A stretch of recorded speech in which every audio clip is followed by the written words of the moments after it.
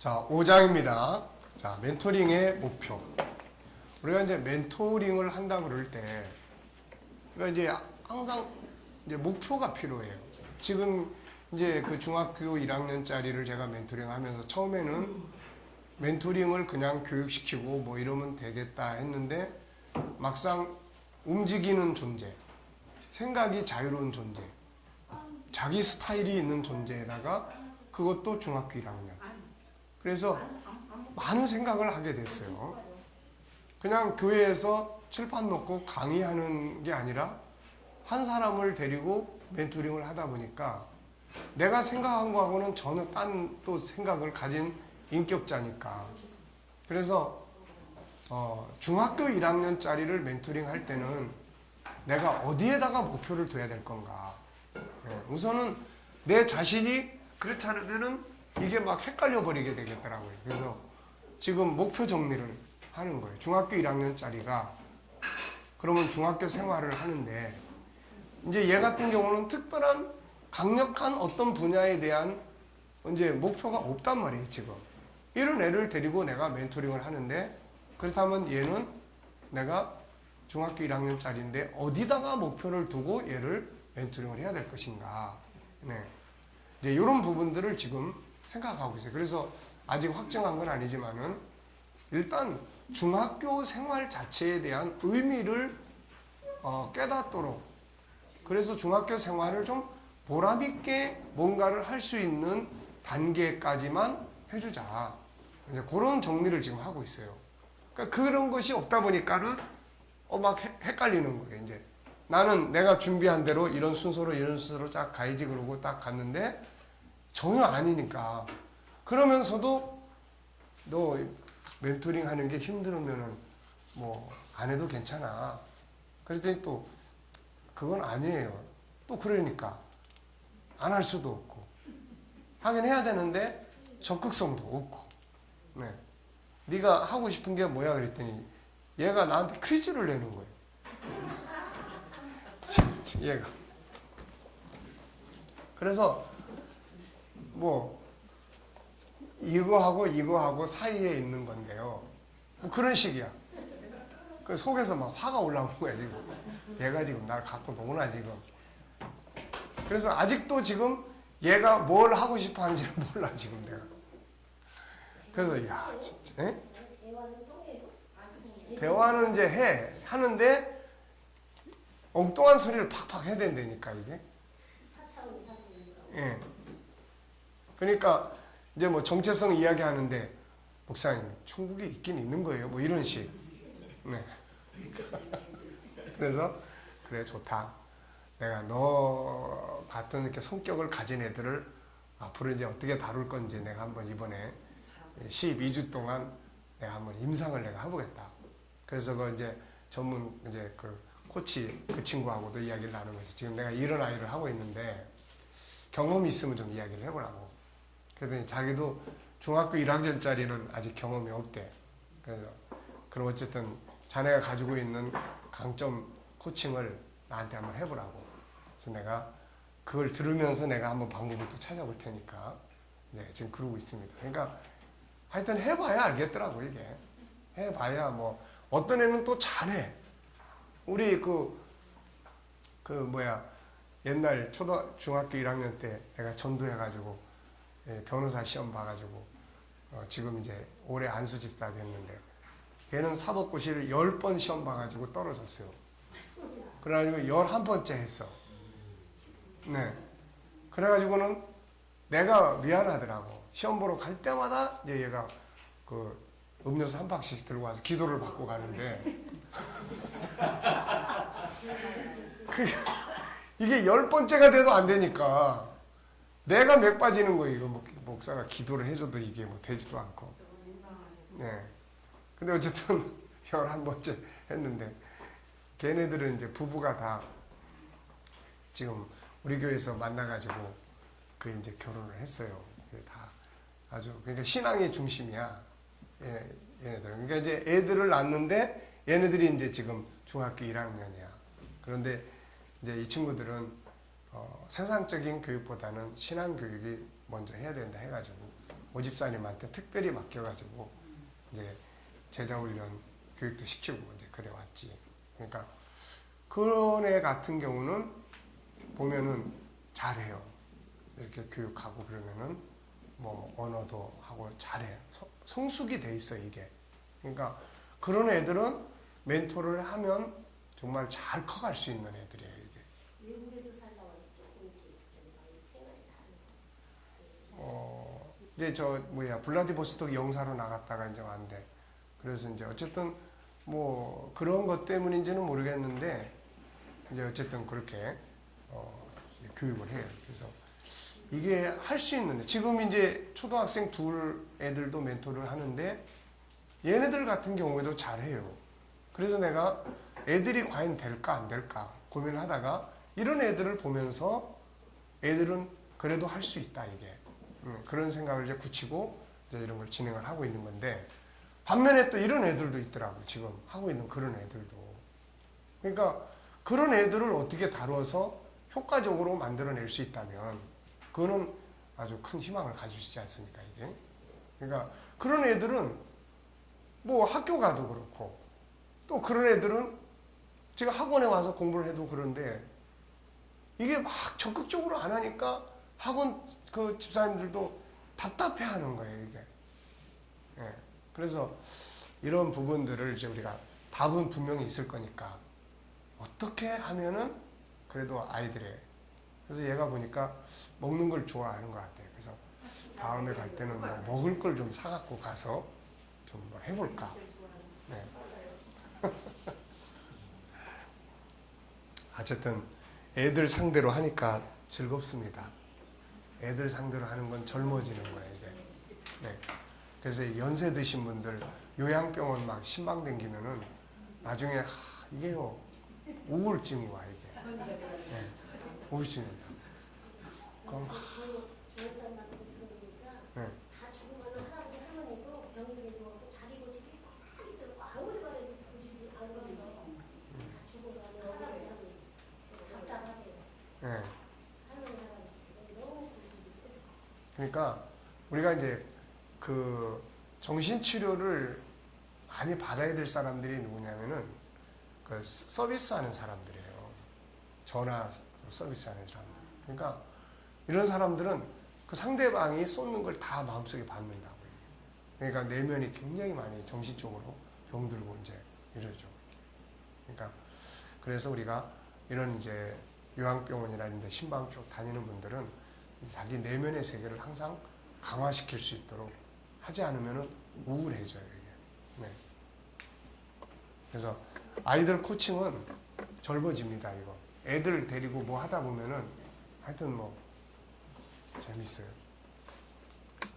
자, 세상의 모든 일에는 그 일을 하게 되는 목표가 있다. 멘토링도 마찬가지다. 멘토링을 내가 어떤 사람을 멘토링을 한다. 그러면 목표를 어디에 둬야 될까? 멘티도 멘토도 멘토링을 하는 목표가 분명히 뭔지 알아야 된다. 초상집에 가서 밤새들 울다가 집에 가면서 누가 돌아가셨냐고 묻는 식이 되면 안 된다.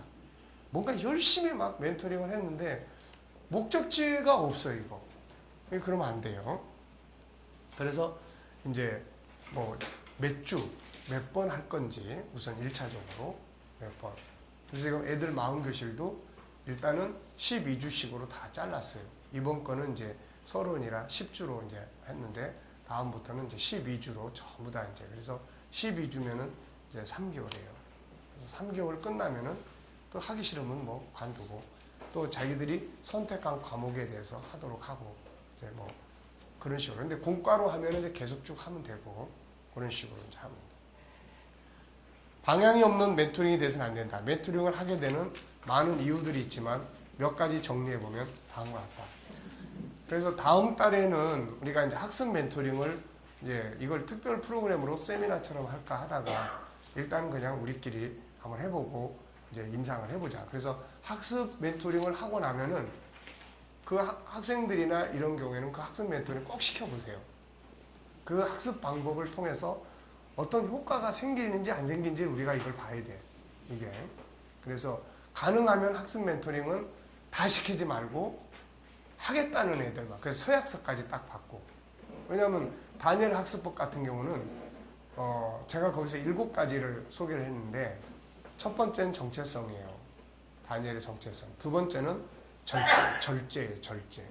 그래서 애들이 이 학습 멘토링을 하는 동안에는 철저하게 시간을 정해가지고 스마트폰 이거 절제 훈련을 확실하게 시켜볼 생각이에요. 이거. 그래서 그거 안 하는 사람 하지 마라. 이래 해가지고 하루에 얼마 동안 할 거고 절제. 애들이 지금 절제만 해줘도 학습에 훨씬 효과적인데 문제는 절제를 못하는 거예요. 이게. 그래서 과연 그게 아이들한테 먹힐 거냐 안 먹힐 거냐. 이게 지금 하고 있는 딸 잘하고 8살. 예. 그러니까 엄마 아빠가 하는 건 잘 안 먹히는 거고 그래서 제 3자가 그래서 이거를 가치 있게 띄워놓고 나 저거 할 거야 이런 마음을 가질 수 있도록 그런 다음에 하려면 이렇게 해야 되는데 할 수 있어? 그래도 난 해볼 거야. 애들의 심리는 그런 게 있어요. 이게. 그래서 이런 학습법을 초등학교 때부터 익숙해지게 훈련만 딱 되면은 애들이 중학교 시절도 얼마든지 주도적으로 할 수가 있다고요. 이게. 예. 그러니까 어쨌든 이제 한번 또 해봐야죠. 이게. 자, 그래서 지금 우리가 이렇게 5가지 목표를 가지고 있어요. 첫째는 문제 해결입니다. 멘티가 멘토를 찾아올 때는 여러 가지 문제들이 있기 때문에 그것을 해결하기 위해서 옵니다. 그러므로 멘토는 멘티가 가지고 있는 다양한 문제들을 해결해 갈 수 있도록 도와야 되죠. 그래서 멘토는 답을 찾아서 제공하기도 하고 멘토가 스스로 답을 찾아갈 수 있도록 돕기도 해야 돼요. 이게. 그래서 시험 당할 때 피할 길을 내신다. 답을 찾지 못했을 때 고민을 하게 되고 그것이 커지면 심리 질병이 된다. 중요한 것은 세상에서 일어나는 모든 문제에는 항상 문제만 있는 게 아니라 답도 있다는 거죠. 그래서 지혜로운 자는 문제 앞에서 고민하고 근심하고 남 탓만 하는 게 아니라 답을 찾기 위해서 행동하기 시작을 합니다. 홍해가 가로막혔을 때 물이 없는 광야에도 감옥에 갇혀 있을 때도 항상 답은 있었어요. 중요한 건 어떤 사람은 답을 알고 있고 어떤 사람은 답을 몰라요. 이것이 멘티와 멘토의 관계예요. 그러므로 멘토링은 멘티가 가지고 온 문제를 풀어낼 수 있도록 멘토가 조언을 해주든지 아니면 멘티 안에 들어있는 아이디어를 끌어낼 수 있도록 질문을 잘 사용한다든지 또 이제 그래서 답을 찾는 방법이 요 5개. 이게 답의 창고예요. 그러니까 자 창세기 1장, 2장은 답이 숨겨져 있었어요. 다 드러나 있었어요. 다 드러나 있었어요.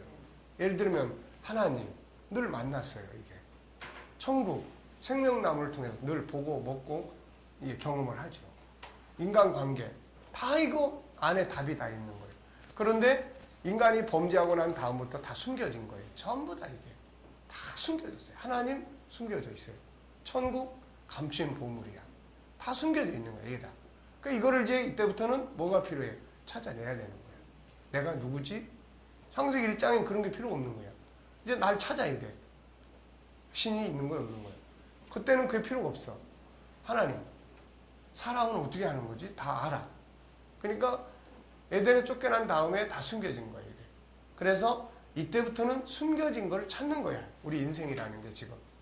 문제라는 건 숨겨진 답을 찾는 거예요. 그래서 숨겨진 답을 찾아내는 건데 그 답의 창고가 바로 이 5개다. 그래서 답을 찾기 위한 것이 질문이에요. 질문. 어떤 질문을 어떻게 하느냐에 따라서 답을 좀 빨리 찾아낼 수도 있고 그렇습니다. 네. 그래서 우선 삼위일체 하나님 밑에 설명했어요. 어떤 부분은 성령의 감동이 되면 해결이 되는 게 있어요. 문제는 해결이 안 되는데 성령이 내 마음을 감동시켜버리면 문제가 문제로 보이지가 않고 감사의 조건으로 보여요. 이게. 그래서 이런 거. 어떤 부분은 하나님의 사랑, 예수님의 십자가를 통해서 해결을 할 수가 있어요. 어떤 부분은 천국을 이해하고 받아들이면 그걸 적용함으로 해결이 될 수가 있어요. 어떤 부분들은 성경 속에 답이 들어있어요. 진리가 너희를 자유케 하리. 그래서 우리가 상담을 하다 보면 이 사람한테는 성경 어느 구절이 필요하다. 이걸 우리가 생각을 해야 돼요. 이게. 그래서 그 구절을 찾아서 이렇게 줍니다. 그 구절을 찾아주고 이거 암송하게 하고 암송이 되면 묵상이 가능해지고 묵상이 되면은 그게 영향력을 미치는 거예요. 안에서 음식을 씹으면 영양소가 우리 온몸에 퍼지는 것처럼 이 묵상을 할 때 그 구절이 내 안에서 그 구절 속에 들어있는 그 영혼의 치료하는 이게 약의 효과가 쫙 퍼지는 거예요. 이게. 그래서 묵상이 아주 중요한데, 그래서 아까 이야기했던 그 청년도 아침마다 자기가 말씀은 묵상합니다. 그래서 어떻게 하는데 그랬더니 성경 읽으면서 깨달아지는 말씀, 적용할 말씀 이런 걸 체크를 한다. 그래서 그렇게 하는 것도 좋은데, 실제적인 묵상은 자네한테 지금 필요한 성경 구절을 암송하는 거야. 그래서 암송해서 그걸 수시로 길을 걸어갈 때도 내 속에서 그거를 끄집어내서 생각하는 거야. 그게 묵상이야. 그럴 때 그 속에서 깨달음이 내 영혼을 치료하는 거야, 이거. 그러니까 그냥 성경을 읽으면서 깨달아지는 거하고 내가 묵상하면서 깨달아지는 거하고는 이게 성격적으로 틀려요, 이게. 그러니까 엄청난 차이가 있습니다. 제가 산상수훈을 암송을 해보잖아요. 근데 그거를 옛날에 공부할 때 하고 산상수훈을 제가 얼마나 많이 보고 연구를 했겠어요. 근데 그거하고 산상수훈을 내가 생각하면서 암송하고 묵상을 하면 그거하고 안에서 깨달아지고 하는 이게 차이점이 엄청 차이가 있어요. 이게 엄청 차이가 있습니다. 그 속에서 감동이 되는 거예요. 그 속에서. 네. 그러니까 산상수훈하고 요한계시록 21장, 22장을 다 암송을 하면은 보통 한 1시간, 1시간 반 정도 걸려요. 그래서 오늘도 여기 내려오면서 오집사님이 운전하고 그 다음 내가 이제 운전을 맡아서 해왔는데, 내가 운전을 시작하면서부터 그 이제 산상수훈, 그 다음 계시록 20장, 20장 쭉 암송하고 오니까 여기 김제 거의 입구에 도착을 하더라고요. 그러니까 한 1시간, 한 20, 30분 정도 걸린 것 같아요. 이게. 그러니까 그걸 통해서 계속 묵상을 하니까 이거는 성경을 볼 때는 그냥 볼 때만 하는 거지만 이거는 뭐 수시로 잠잘 때도 앉아있을 때도 수시로 떠오르고 하니까 그게 이제 깊이 묵상이 될 때는 거기서 어마어마한 감동과 치유의 역사가 일어나는 거예요, 이게. 그래서 암송을 안 하면 묵상이 된다고 볼 수가 없어요. 우리가 아침에 성경 읽으면서 뭐 깨달아지는 거 적고 뭐 옛날에는 이제 우리도 다 그렇게 했는데, 그거는 내가 말씀 속에서 주님과 어떤 소통이 이루어질 수 있지만 그거는 딱 덮고 나면 끝이야. 그거는 실제로 말씀이 내 삶 속에서 영향력을 미치려면은 내가 지금 부딪혀 있는 그 상황 앞에서 그 상황을 대처할 수 있는 어떤 말씀이 떠올라줘야 된다고, 이게. 그런데 안 떠오르면은 소용이 없죠. 그건 공부할 때만 필요한 거니까. 그러니까 가능하면은 암송. 그래서 신명기 6장 4절로 9절 이게 그렇게 중요한 거예요. 너희는 들으라. 네, 쉐마. 그러면서 거기서 세 가지 이야기를 해요. 하나는 내 마음에 새겨라. 마음에 새기라는 거예요. 마음에 새기려면 뭘 해야 돼요, 이거? 암송을 해야 되는 거야, 이거. 마음을 새겨라. 그 다음에 두 번째는 뭐예요, 이제? 앉을 때든지, 일어날 때든지, 강론을 해라. 말을 하라는 거예요. 그래서 이 쉐마 학습법에 결국은 세 가지를 내가 거기서 가르치는 거예요. 하나는 듣는다. 듣는 방법. 또 하나는 말하는 거예요. 이제. 네가 공부한 거는 와서 네 친구한테 설명을 할 수 있어야 돼. 이걸 설명을 해봐. 실제로 연구한 그 학자들의 임상에 의하면 학교에서 듣는기만 한 사람은 남아있는 게 5%야. 그걸 다시 자기가 친구에게나 누구한테 강의를 하면은 90%가 남는다고 돼 있어요. 그러니까 여러분하고 저하고 다른 점이 있다면은 저는 이걸 가르치잖아요. 가르치면은 이거는 내 기억 속에서 더 강하게 남아요. 그래서 여러분들이 이거를 활용을 하고 기억에 더 강하게 남으려면은 외우는 것도 필요하지만 외우는 것도 꼭 필요하지만은 대상을 정해놓고 일단 해야 되는 거예요. 쭉 해보는 거예요. 쭉 해보면은 몇 번만 해보면은 다 들어와, 이게 이제. 다 들어오는 거예요. 여러분들 천국 강의 해보면 알잖아요. 다 들어오는 거예요. 그래서 학습법에도 그것이 아주 중요해요. 그 다음에 이제 세 번째는 뭡니까, 이제? 거기서 말씀한 거. 세 번째는 기록하라는 거예요. 어디다가? 여기다 손목에다가 여기다가 써서 이거 써가지고 메고 댕기고 수시로 보라는 거지 이거. 그리고 자기 집에 들어갈 때 문에다 써붙이고 안에다 써붙이고 수시로 보라는 이야기예요. 이게. 그러니까 이게 우리 학습법에 사용이 되면 학습을 탁월하게 할 수가 있는 거예요. 잘 듣고 들을 때 어떻게 들어야 될 거냐. 들을 때 어떻게 들어야 될 거냐. 그래서 들을 때 그냥 막 듣는 게 아니에요. 강의하는 선생님에 대한 이해부터 해야 돼.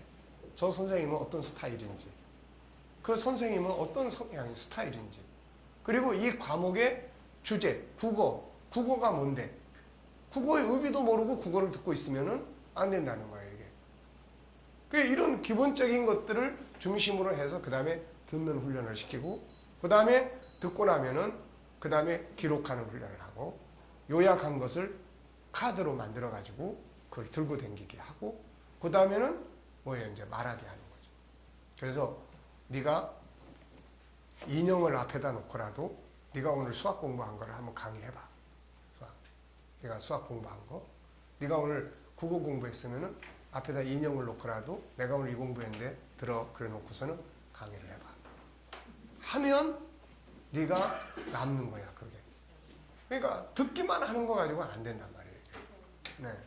그러니까 그런 부분들이 지금 우리 한국에서는 잘 안 되고 있잖아요. 이게 한국에서는 잘 안 되고 있다. 그래서 한국에서는 일단 묵상을 할 기회를 안 줘요. 묵상을 할 기회를. 사실은 복습, 예습이 제일 중요한데 끝나면 또 딴 데 가서 또 들어야 되고 또 끝나면 또 딴 데 가서 또 들어야 되고 또 끝나면 또 들어야 되고 계속 그러고 끝나버리는 거야, 이게. 그러니까 이게 안에서 뭔가 정리를 해서 이 창고에다 담을 시간이 별로 없는 거야, 이게. 네. 그래서 그런 부분들을 우리가 언어도 마찬가지잖아요. 영어도 계속 공부하는 사람보다 배운 거를 말을 해. 외국 사람 만나가지고 죽을 쓰든 밥을 만들든 말을 해. 그냥 처음에는 손짓발짓 하다가 점점점 하나씩. 그러니까 말하는 게 가장 효과적이다.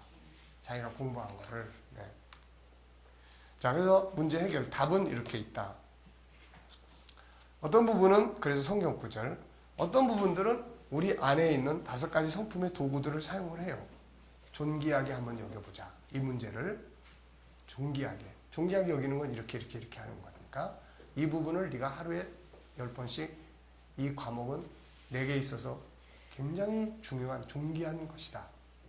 이걸 계속 한번 외쳐봐. 존귀함이라는 도구를 사용해보는 거예요, 이게. 네? 그러니까 이런 부분들. 어떤 것들은 세상의 정보, 책이나 많은 자원들을 사용할 때 해결되기도 합니다. 멘토는 이런 답의 창고를 열어서 멘티가 문제들을 해결하는데 도움을 줄 수 있어야 돼요. 이런 것도 역시 이 답 창고를 사용을 해봐야 돼. 어느 때는 어떤 사람한테는 천국 공부 시켜주고 어떤 사람한테는 책을 줘. 이 책 한번 읽어보세요. 이 책을 읽어보고 그 다음에 나하고 이야기 나눌 수 있도록.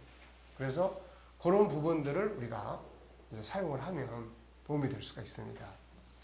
변화와 발전, 멘토링을 통해서 멘티가 업무적인 부분이나 학업 부분이나 인간관계나 성품 부분이든 뭐든지 변화와 발전하도록 도와야 되고 G7은 이러한 변화와 발전을 이루도록 돕는 효과적인 프로그램이죠. 새로운 리더십, 멘토링을 통해 새로운 리더십을 만들어갈 수 있도록 도와야 하고 새로운 시대는 항상 새로운 리더십을 가질 수 있도록 훈련하고 도울 수 있어야 한다. G7에서는 다양한 영역들과 함께 16권에서 예수님의 리더십 13가지를 다루고 있습니다. 공익인간, 멘토링의 중요한 목적 중에 하나는 멘티가 자기만을 위한 이기주의적인 사람이 되지 않고 다른 사람 배려하고 공동체의 책임과 유익을 끼칠 수 있는 공익적 사람이 되도록 도와야 돼요. 오늘날 많은 사람들이 학력은 높아져 있지만 공익적인 인간으로서의 삶을 살지 않고 오히려 자기의 권세를 이용하여 해를 끼치는 경우가 많아요. 예수님은 우리에게 세상의 소금과 빛이라고 하셨는데 이것은 공익적인 인간을 의미합니다. 사랑성은 함께 공존하기 위한 이게 기능이에요. 이게 사랑성. 그래서 나누고 배려하고 이런 것들이 없으면은 안 되죠. 이게 전인적 멘토링. 멘토링이 어느 한 부분만을 다루는 것에 대해서는 좋은 인간을 만들 수 없다. 수학 하나만을 위한 멘토링은 수학의 점수를 올려줄 수는 있지만 참된 사람을 그 수학을 사용할 수 있는 참된 인간을 만들어내지는 못하는 거예요. 그의 인생 전체를 그려주지 못합니다. 따라서 멘토링의 궁극적인 목표는 멘티의 인생 전체에 대한 멘토링이 이루어져야 한다. 이것이 바로 G7 멘토링이다. G7 멘토링은 어느 한 부분만을 위한 게 아니라 전인적인 멘토링이다. 위로는 하나님과의 관계, 내부적으로는 5가지 성품 회복해서 온전한 사람답게 살도록 만들어주는 멘토링이 이루어지는 거죠. 이것이 성경이 말씀하고 있는 참 멘토링이에요. 자, 디모데후서 3장 15절, 17절 보면은 성경은 구원에 이르는 지혜, 구원의 문제예요. 두 번째는 모든 성경은 하나님의 감동으로 된 것으로 교훈과 책망과 바르게 함과 의로 교육하기에 유익하다. 교육에 유익한 거예요. 이는 하나님의 사람으로 온전하게 하며 모든 선한 일을 행할 능력, 선한 일을 할 수 있는 능력을 길러줘야 돼요. 이거. 네, 그래서 이것이 이제 G7의 교육 프로그램의 기본 뼈대예요. 멘토링의 도구가 뭐냐? 후반부에서 멘토링의 도구인 5가지 성품의 핵심적인 내용들을 다루게 되지만 여기서 중요한 것 3가지만 살펴보자. 멘토가 사용해야 할 중요한 도구 3가지는 다음과 같다. 첫째는 5가지 성품을 우리가 사용할 줄 알아야 돼요. 이거를 이제 우리가 처음에는 5가지 성품이 뭔가 좀 어색하기도 하지만 이제는 이게 익숙해져서 이제는 이게 이제 사용이 되면 돼요. 이게. 그래서 이제 이게 예를 들어서 부부 세미나 이거를 일반 바깥에서는 일반적 입장에서 다룰 수 있지만 우리는 하나님의 성품에서 이걸 다룬다고요. 다루고 부모 교실 다 마찬가지예요. 이게. 그래서 5가지 성품을 빛과 소금 이것도 역시 5가지 성품을 응용하는 방법들이에요. 이게. 그러니까 이런 부분들을 응용할 수 있도록 하는 것이 이제 아주 중요하죠. 자, 유일성의 존귀함. 멘토의 기본 자세는 뭡니까? 멘티를 존귀하게 인정하고 그의 행동과 언어, 그의 생각을 최대한 존중을 해야 돼요. 멘티를 무시하거나 업신여기면 멘토링이 이루어질 수가 없습니다. 또 이 멘티 자체도 그분이 가지고 온 어떤 문제에 대해서 이게 존귀한 의미를 가지고 있다고 하는 것을 일깨워줘서 그 사람이 자기가 가지고 온 주제에 대해서 소중히 여길 수 있는 이런 가치를 만들어주는 것. 이게 이제 중요하죠. 자기가 가지고 온 고난을 소중하게 여긴다. 그러면은 고난은 감사의 조건이 되는 거예요. 이게. 자, 학문 어느 과목이 싫어. 그래서 얘 멘토링 하는 얘도 수학은 잘한다고 그러더라고요. 그런데 국어가 너무 안 된대. 국어가 너무 싫대. 그래서 이제 국어에 대해서 멘토링을 한번 하기로 했어요. 그래서 이제 그런 부분들에 대해서 이제 이렇게 하지만 중요한 거는 그 과목에 대해서 싫어하는 마음을 가지면 안 되고 이 과목의 필요성과 이걸 일깨워주는 것이 우선 필요하죠. 도대체 국어라는 게 왜 필요한 건지, 국어가 왜 필요합니까?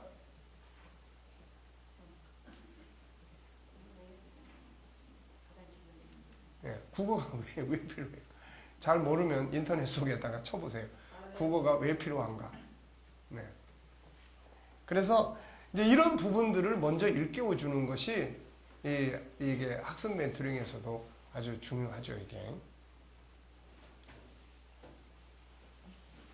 어떤 애는 제가요 독서 점수가 아주 나쁘게 나왔는데요. 독서 이제 독후감 이런 걸 어떻게 써야 되는지 모르겠어요. 그래서 이런 걸 이제 우리가 어떻게 답을 줘야 되겠습니까, 이거? 그래서 이제 이것도 이제 기본적인 틀에서 제가 이제 답을 줬는데, 결국은 이제 정체성이죠, 이게. 그래서 책을 읽게 된 동기가 뭔지, 그리고, 자기의 꿈과 비전에 맞는 책을 읽고 있는지, 아니면은 그냥 읽으라고 해서 읽고 있는지, 이 책을 만나게 된 동기가 뭔지, 이런 거 우선 체크를 해봐라. 그리고 이왕이면은 자기가 비전과 목표가 있는 책을 읽으면 훨씬 관심 있게 읽을 수 있다. 그냥 막 아무거나 읽는 것보다는 그게 낫고. 그 다음에 이제 독후감 쓰는 게 뭐 내용이 다 그렇잖아요. 줄거리 쓰고. 근데 줄거리를 너무 많이 쓰는 거는 이런 거는 보는 사람도 재미가 없어요. 선생님도. 줄거리 쓰라는 게 아니에요. 요즘에는 모든 게 다 뭐예요? 그래, 이걸 읽고 난 다음에 너의 느낌이 뭐냐는 거야. 근데 보통 애들이 그런 건 짧게 써. 그러니까 선생님이 안 좋게 보는 거죠. 네 느낌이 뭐고, 더 나아가서는 이걸 통해서 앞으로 우리가 어떤 응용을 할 수 있는지, 응용을 이 내용을 가지고 이런 세계를 만들어 봤으면 좋겠다든지 거기에 네 아이디어를 첨부할 수 있으면 선생님이 좋은 점수를 줄 거다. 그러니까 이제 어떤 이런 우리가 결국은 이런 것들이 이제 기본적인 부분들이란 말이에요, 이게. 그래서 그런 부분들을 만약에 또 다른 과목이 떨어져요. 수학 점수가 떨어져 가지고 또 그 애가 한 번은 이야기를 해요. 그래서 그렇다고 내가 수학을 가르칠 수도 없고, 요즘 수학을 뭐 우리가 어떻게 가르칩니까? 이거 못 가르치는 거죠. 그래서 이제 그때 이제 10가지 정도, 그래 목사님이 너한테 10가지 질문을 할 테니까 이 질문에 한번 답을 해보면 답을 찾을 수 있다. 그래서 이제 질문을 이제 쭉 하게 됐어요. 그래서 첫째 질문은 왜 수학 점수가 떨어졌다고 생각을 하니? 이 질문을 왜 수학 점수 떨어졌다고 생각하니? 그랬더니 얘가 제가 좀 관심을 덜 둔 것 같은 것 같아요. 그래, 관심을 덜 둬서 그랬구나. 관심은 뭔지 아니? 관심이 뭡니까? 관심. 관심은요, 마음에다가 관을 연결하는 거예요. 수도관을 수도물에다가 연결하는 겁니다. 그러니까 우리가 어디에 관심이 있다 그러면 내 마음심에다가 관을 연결하는 거예요, 이게. 그러니까 그 수학에 대해서 관심을 둔다는 것은 수학에 대해서 내 마음이 연결되어 있는 거예요. 마음으로 듣고 보고 하는 거예요, 이게. 그게 없으면은 옆으로 새버려요. 우리가 예수님이 그 누가복음 8장에서 마태복음 13장에서 씨가 떨어졌는데 돌짝밭에 떨어진 아니죠, 뭐예요? 길가에 떨어진 씨가 있잖아요. 그건 뭡니까? 무관심이에요, 무관심. 그래서 그 질문. 그 다음에 그러면 세 번째 질문은 자, 어떤 거 수학 중에서 네 점수를 도둑질해 간 게 뭐 어떤 문제 같으냐 그랬더니 얘가 이제 도형이라고 그러더라고요. 도형. 그러니까 다른 건 괜찮은데 네 점수를 깎아먹은 게 뭐야 그랬더니 도형이라는 거예요.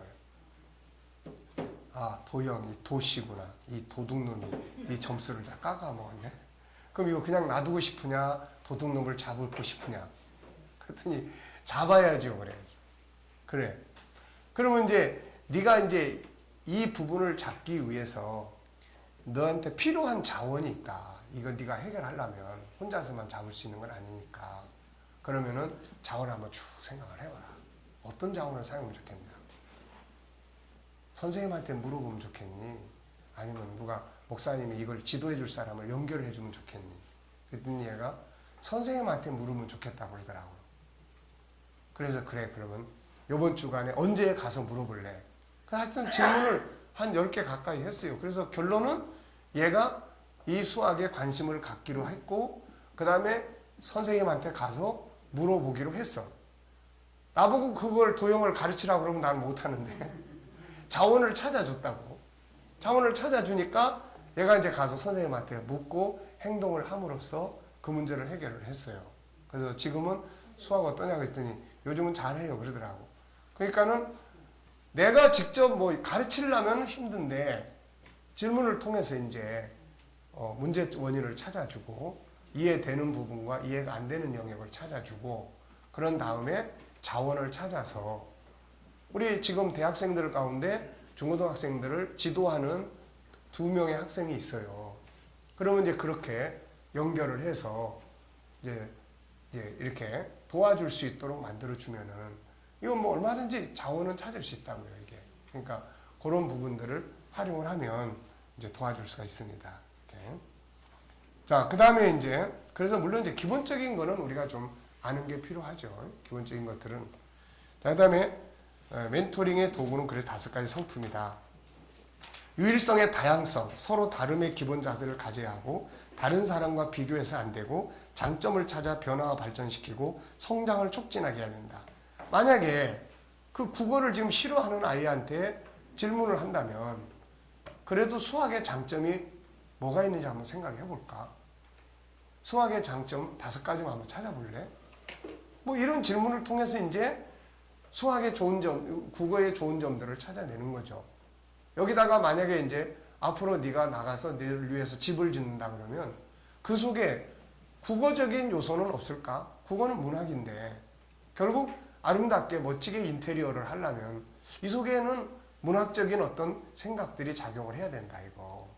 전에 이제 춤추는 아이가 국어가 마음에 안 든다고 그래가지고 그런 이제 상담을 멘토링을 한 일이 있었어요.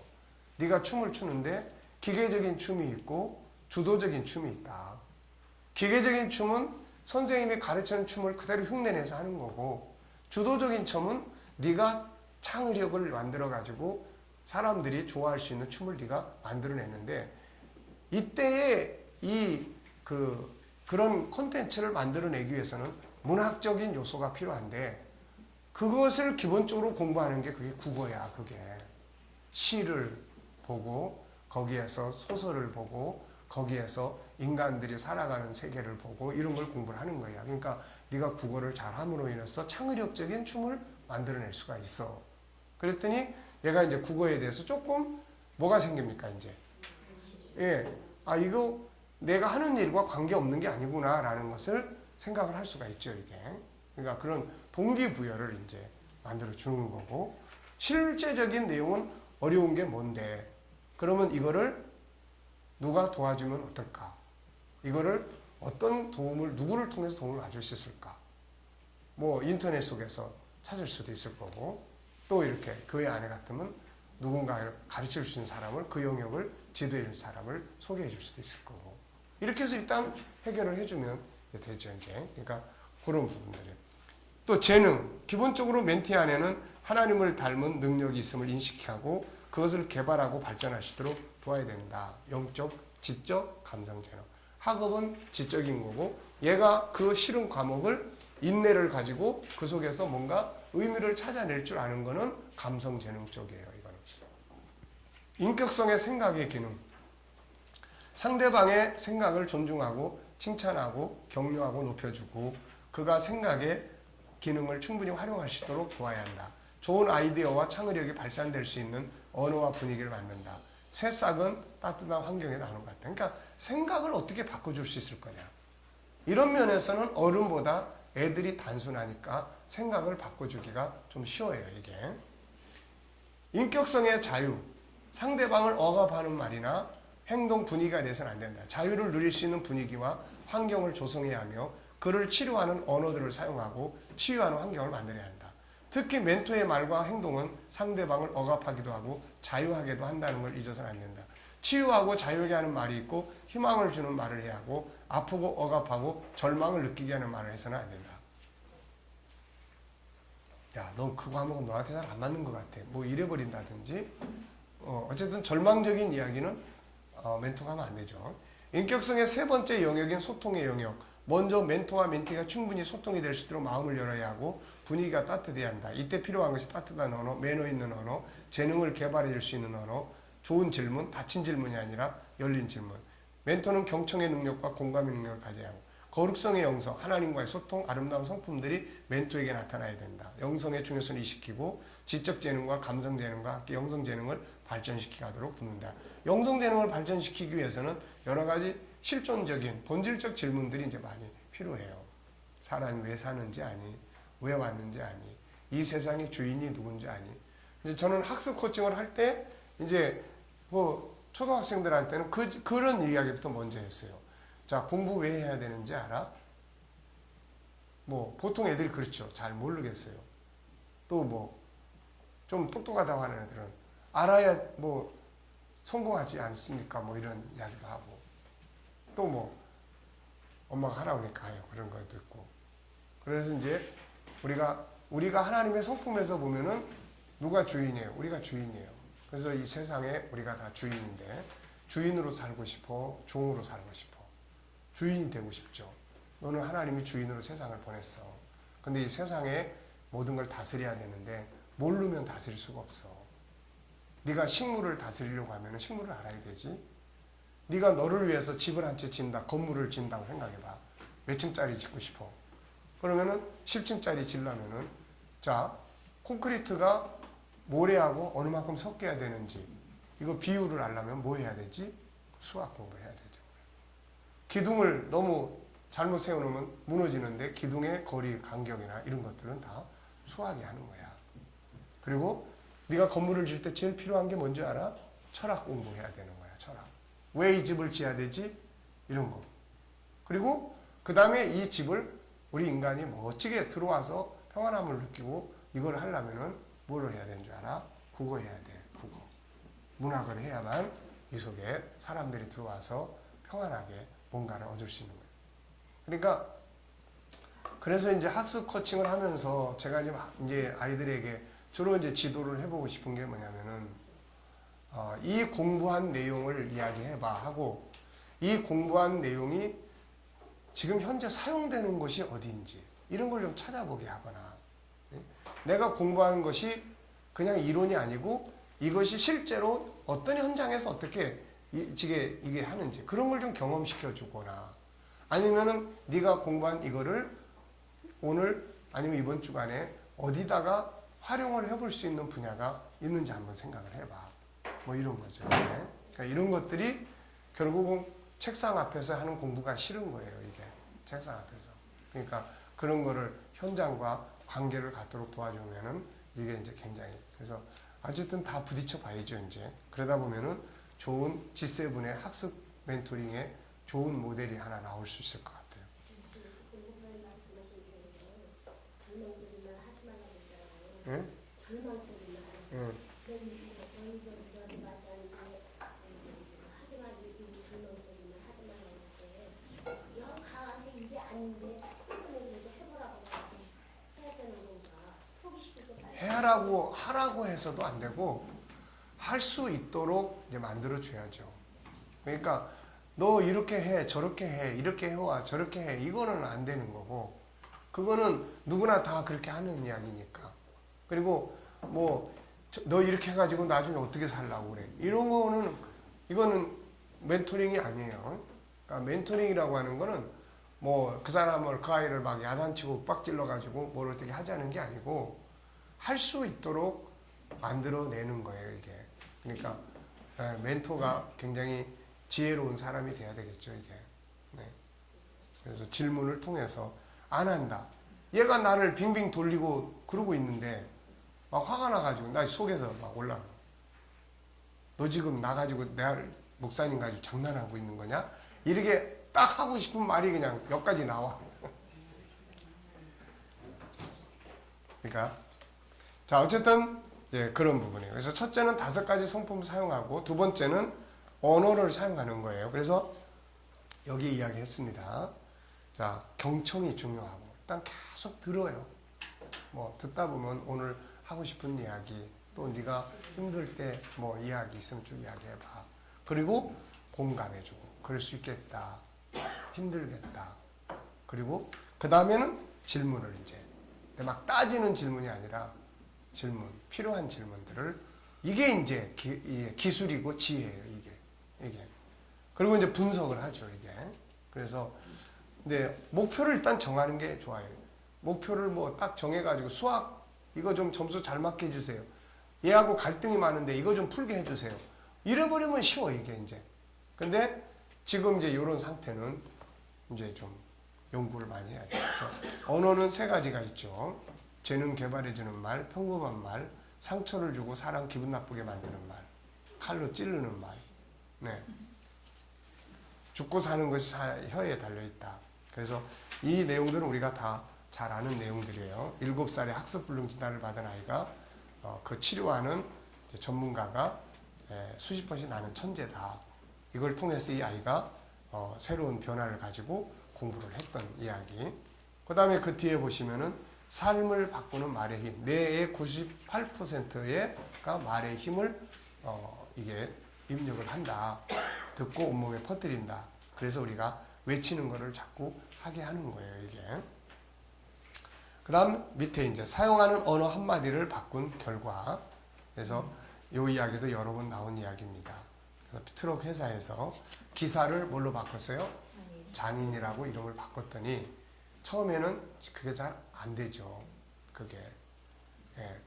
그 멘토링 하는 애들도 처음에 둘이 그냥 계속 형제지간인데 그렇게 싸워. 그래서 싸우는 이유 분석하고 그 다음부터는 왜 싸우는지 그거는 상대방이 싫어하는 방법으로 내가 상대방에게 다가서기 때문에 그래. 그래서 이럴 때 이제 어떻게 하냐면은 그럼 내가 어떻게 해주면 좋겠어? 이거 질문을 꼭 해봐.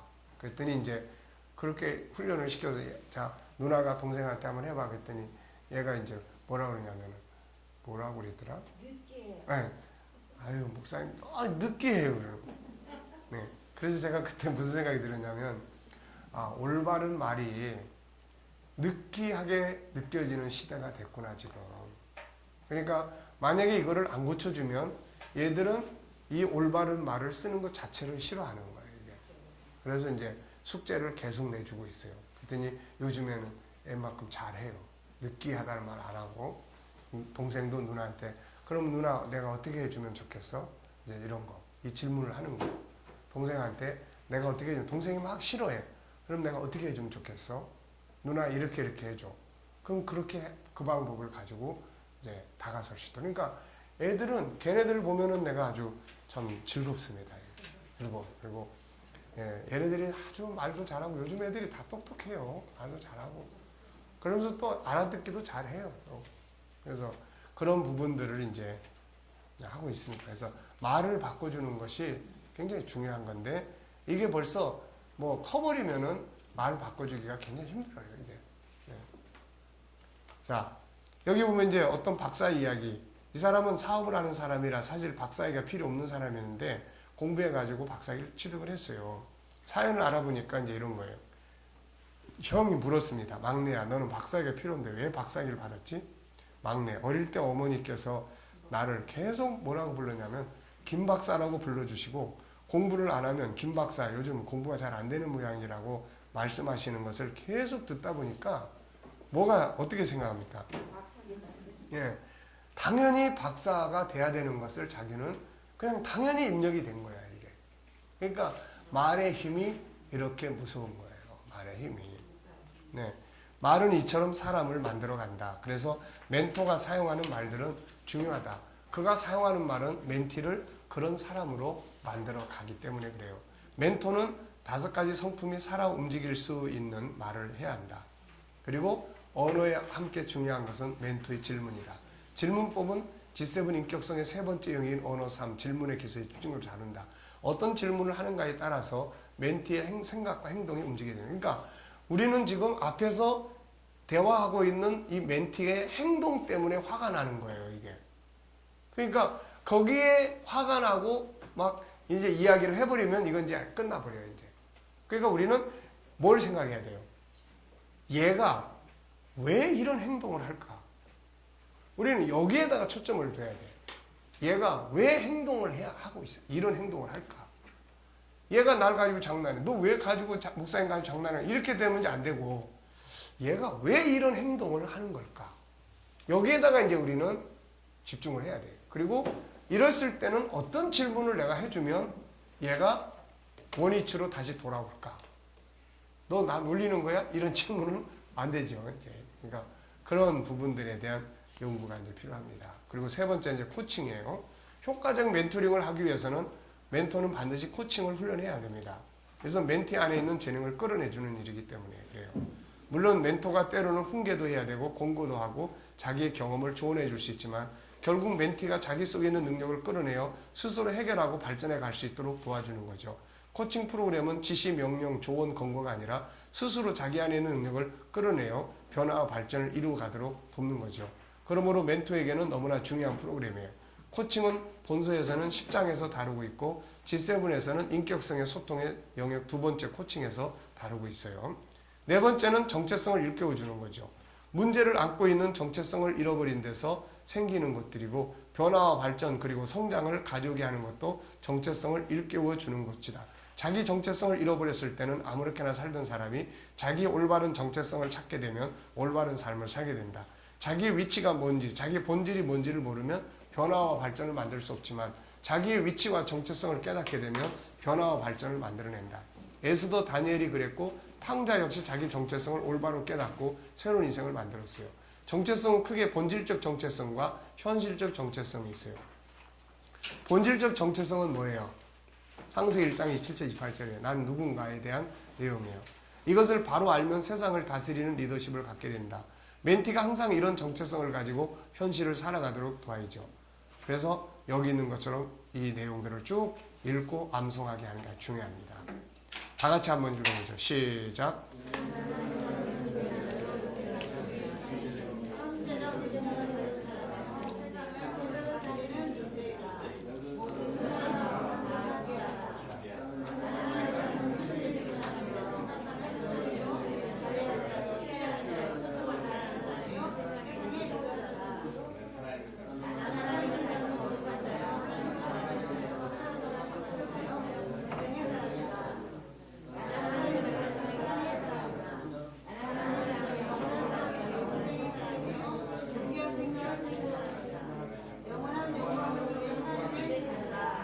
네. 변화와 발전을 위해서 가장 중요한 건 멘티가 가지고 있는 정체성을 바꾸어주는 일이죠. 네. 멘토링의 진행 과정이에요. 자, 여기 보면 세 가지 이야기했어요. 오프닝. 어떤 사람은 오프닝만 하다 끝나야 될 사람도 있고, 그 다음에 교육 과정, 그 다음에 이제 상담할 게 있는지 없는지, 이렇게 이제 진행을 하시면 되겠습니다. 자, 멘토링의 목표 5가지 뭐예요? 5가지. 네. 그다음에 네. 하나님이 우리에게 주신 답 창고 5가지.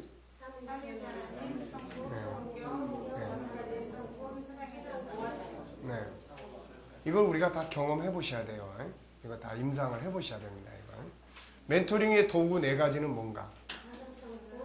다까지 성품, 네, 언어, 코칭, 정체성. 네. 멘토링의 진행 과정 3가지는 오프닝, 교육, 상담. 네. 그래서 오프닝과 상담만 할 수도 있어요. 네. 근데 이제 장기적으로 하기 위해서는 교육 프로그램이 뭔가 이제 교육을 해야죠, 이게. 네. 자, 오늘까지가 아니고 여기까지 하고 마치겠습니다. 수고들 많으셨어요. 기도하고 마치겠습니다. 하나님 아버지, 오늘도 피곤한 몸을 가지고 이렇게 하루 동안 또 잘 마쳤습니다. 우리의 마음속에, 우리의 생각 속에 담은 모든 지식들이 살아서 움직이도록 주님 은혜 베풀어 주시고, 주의 복음을 나누는 일을 위해서 귀하게 사용되는 도구들이 되게 하시고, 우리 모두가 다 좋은 멘토들이 되게 하여 주옵소서. 예수님의 이름으로 감사하며 기도하옵나이다. 자, 수고하셨습니다.